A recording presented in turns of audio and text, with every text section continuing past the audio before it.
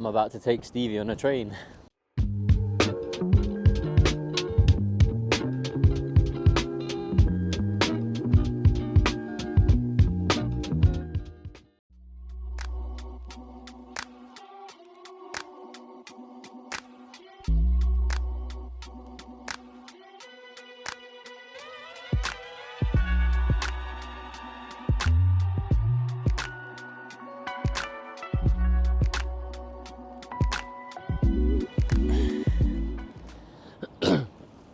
So, Stevie is a dog that is literally terrified of absolutely everything in the whole world. You can't leave the front door without her being scared. So, unfortunately, this experience for her isn't going to be a very fun one, but the whole purpose of me doing this is just to get it done, is just to get her on a train. Her owners live in London, so they need to be able to travel. They don't drive, or they do drive, but they don't have a car. But they're going to want to be able to take her on the train and just have her go on some nice walks in the forest and stuff like that. But they live in London, so there are no forests in London. They need to get on a train to get there. So I dropped my ticket.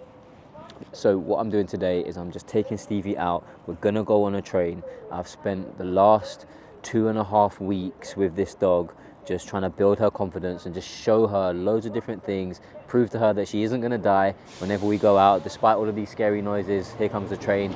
She's just gonna sit with me, and we're gonna get on this train. We're gonna show her that she's not gonna die.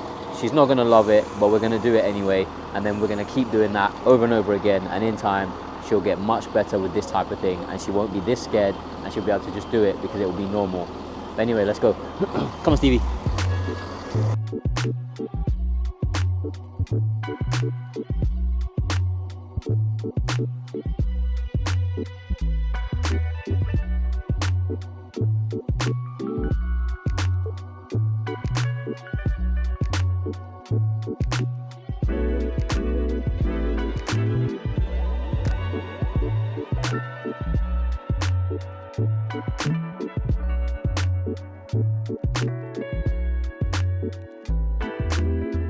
Right, so I've got her on the train. She is scared, and I knew she was going to be. Like I said, she's literally scared of absolutely everything.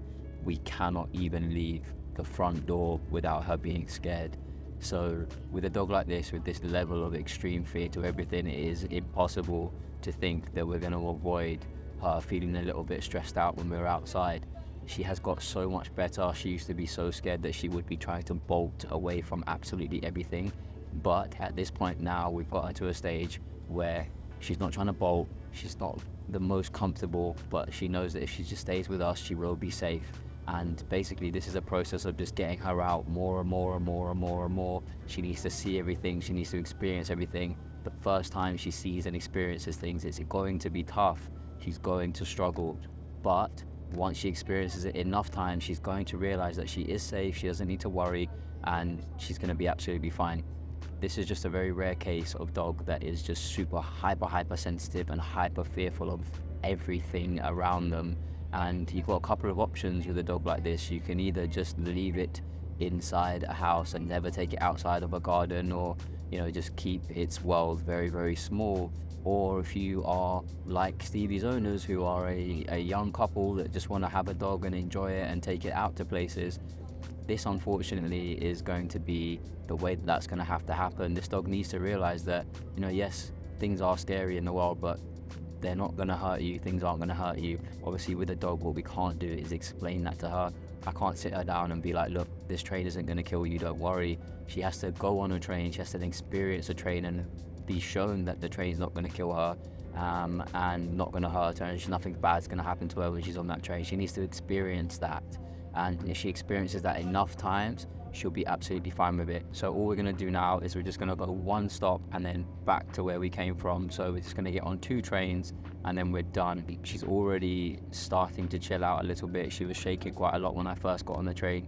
She's not shaking as much as she was now. But like I said, at this point now, it's just one of those things that she just has to do it. She's just got to do it, because what we can't do is just wrap her in cotton wool from things that are just going to be quite necessary in her life. She needs to be on trains, she needs to see traffic, she needs to walk in places that are gonna have funny noises happening and all of this kind of stuff. So the reality is that with a dog like this, or even just any dog that is just showing a mild amount of fear towards something, you know, we just have to get them through it. We have to just show them that they're not going to be hurt, that nothing bad is going to happen. And then once we've done that enough times, the dog will just relax and it will just become something that is normal to them. They will be able to cope with it. So anyway, let's get on with this journey, shall we?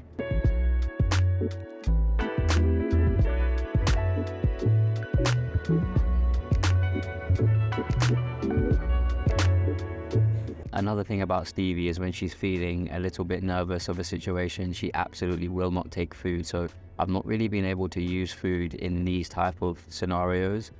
She just doesn't really take that as any type of positive reinforcement. So what I do is just give her a little scratch on the head, I give her some eye contact, I give her a smile, I just let her know that she's doing okay. When she looks at me, I don't keep trying to reassure her the whole time, because that would be a bad thing to do. But whenever she sort of gives me that eye contact, I will just say, good girl, well done, you're doing great there.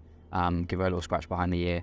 That's pretty much all I say. For the most part, I'm not really trying to talk to her at all, because what I don't want to do is I don't want to accidentally reinforce the way that she's feeling, especially if she's super scared and she's sort of staring or, you know, looking over her shoulder all the time. I don't want to keep saying, it's okay, you're going to be fine, you're going to be fine. So I wait for her to look at me, and then when she looks at me, then I give her that reassurance. She won't take food at this point. That's fine, it's not a big deal. Like I said, this dog is extremely sensitive. She takes food in training in a very calm environment, and that's what I've done lots of. So I've done lots of feeding her when she's by my side, and lots of feeding her when she listens to me, doing place training, getting her to lay down on command, sits and downs and all of those things. So she will take food in a training environment, but when it comes to the real world, she's not looking to take food. It's kind of like if you were doing a really intense examination, or you were doing something that was quite intense, you probably wouldn't want to be eating a sandwich while you were doing that. Food is probably not on the top of the list of things that you want to do right there in that moment. And that's kind of like what's happening here with Stevie, and with dogs like Stevie. When they get into these scenarios, they're just a little bit like, actually, do you know what, food isn't really on my priority list right now. I'd rather just make sure that I'm cool and that this environment isn't going to have me experience something bad or horrible. So that's why I'll just offer her food. If she doesn't take it, I don't push it on her. I don't keep trying to shove it in her face. I'm just going to offer it once. If she's relaxed enough to take it, amazing. If she's not, I'm just going to give her that reassurance every time she looks at me. It's good girl, well done. And I'm going to keep telling her what she's supposed to be doing. So every time I stop, I'm asking her to sit. Every time we're moving, I'm asking her to follow me on the heel, and we're just going to move through that. So it's going to be the behaviors I ask her to do, which ultimately are going to reassure her. So she's learning that as long as she does as I'm telling her, she'll be good. But anyway, we're pulling up to the stop, so I'm going to get off and we'll get back on the other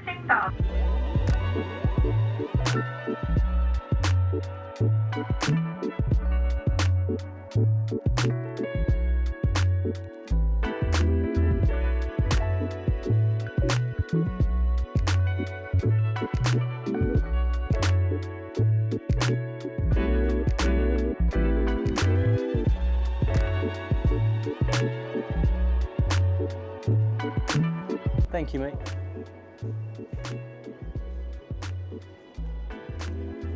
She's doing good. Very good. She's doing really well. I'm just going to walk up and down this bridge area a couple of times, just get used to it. She's a bit spooked up here. So I'm just going to go up and down while I wait for the next train.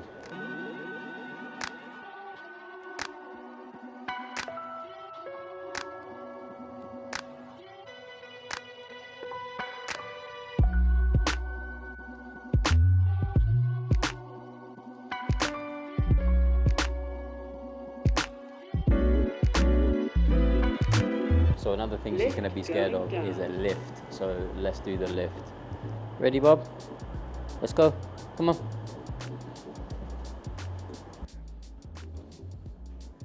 Sketching out a little bit. She looks around. She's like, oh my goodness, am I going to die in this lift? Floor 0. You're not going to die, mate. It's this way. Come on, let's go.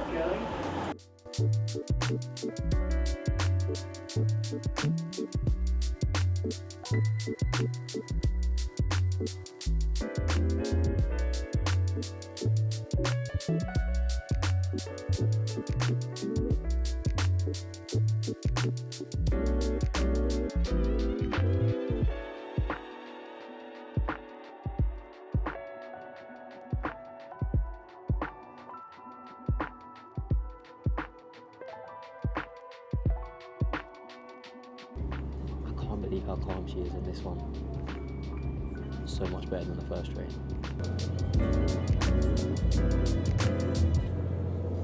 So she's so much calmer on this one. Still not taking food, but she's not shaking, so that's really good.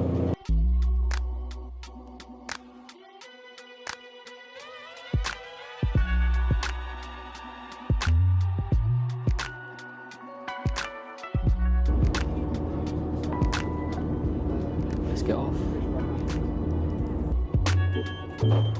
Come on, let's go.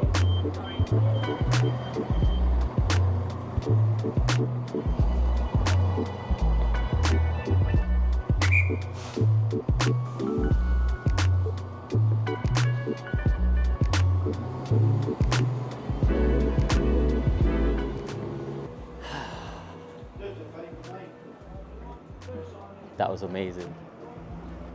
That was amazing. Stevie, man. Where are you? Your leads all tangled. She absolutely smashed it. I'm so proud of this dog. I am so proud of this dog, honestly. Amazing. Like, this is probably one of the most fearful dogs, if not the most fearful dog that I have ever worked with. And I've worked with close to 1,000 dogs, and she has just been the most difficult because everything that I wanted to do and what I want to do hasn't really been what's been good for her. You know, all I wanted to do is I wanted to be able to give her lots of food and reassurance and, you know, do the counter conditioning and desensitization in that way, but she just hasn't been able to cope with that. What she's just done there, getting on her train, sitting on her train, the noises, everything like that. You know, this is a dog that if you sneeze the wrong way, she is going to crap her pants. She was amazing. She shook a little bit at the start. There was a little bit of trembling at the very start on the first train, but on that second train on the way back, honestly, she was amazing. I'm so proud of you, Stevie, mate. So proud of you. She just wants to get in the van. You just want to get in the van now, don't you, mate?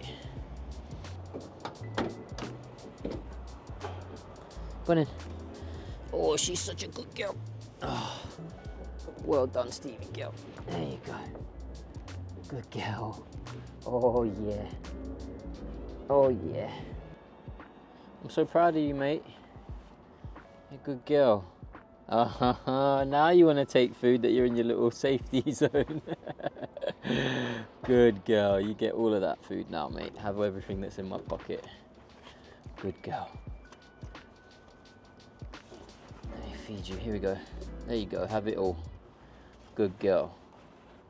Well done. Well done. Good girl. Oh my goodness. Oh, that was so good. Okay, cool. That has made my day. We're coming right to the end of the training now with her, and that is just the icing on the cake to everything that we've done. I've got her from a point where she was so terrified of absolutely everything that she's just trying to run and bolt and hide. Obviously that was super dangerous for her to be doing that kind of stuff when we were on walks, because she was literally trying to bolt into roads, and you know, we don't want her to get run over. And she's just gone on a train. As you can see there, she's willing to take food, but when she's in her comfort zone, and just being outside is not her comfort zone. That's not where she's comfortable yet. I know it will come in time. She will become more comfortable, but at this point, this is just a small little dog that thinks literally that everything in the world is about to hurt her and her world is about to end at any given moment. And for her to be able to just trust me to take her on a train, she sticks by me, she sits at my feet, nothing bad's gonna happen. Just seeing her do that, and even in the space of 2 trains, first train, she was okay, she was still a bit sketchy. Second train, she completely smashed it. It was amazing. I was standing on the train smiling to myself, and people were there just looking at me like, what is up with this guy? He's some strange weirdo. I'm just there smiling at my dog, but I don't care. I'm so proud of her. That was amazing. So if you've got a dog that's like Stevie, which I'm gonna throw it out there and say that I've never really seen one as extreme as her. But if you do have one as extreme as her, I think this idea of just trying to slowly but surely just gradually build into these things, you might never get there. You want to get to a point where the dog's just happy enough to be with you and follow you, and not try to run away or do some craziness when they're with you, and then you kind of just have to go for it. It's like, right, we just have to go, let's just do this, and that for her has worked. So yeah, hopefully for any of you out there that have got fearful dogs that are just a little bit like, I don't know what to do with this dog and where to go, I posted the video before this one about how to work with a fearful dog. This is just proof that sometimes if you just go for it, you're gonna be successful, and it will be good to do that. So yeah, I'm about to go celebrate with Stevie. We're gonna pop some no, we're not really. I'm just gonna go pick up my kids. But anyway, I'll see you guys in a bit.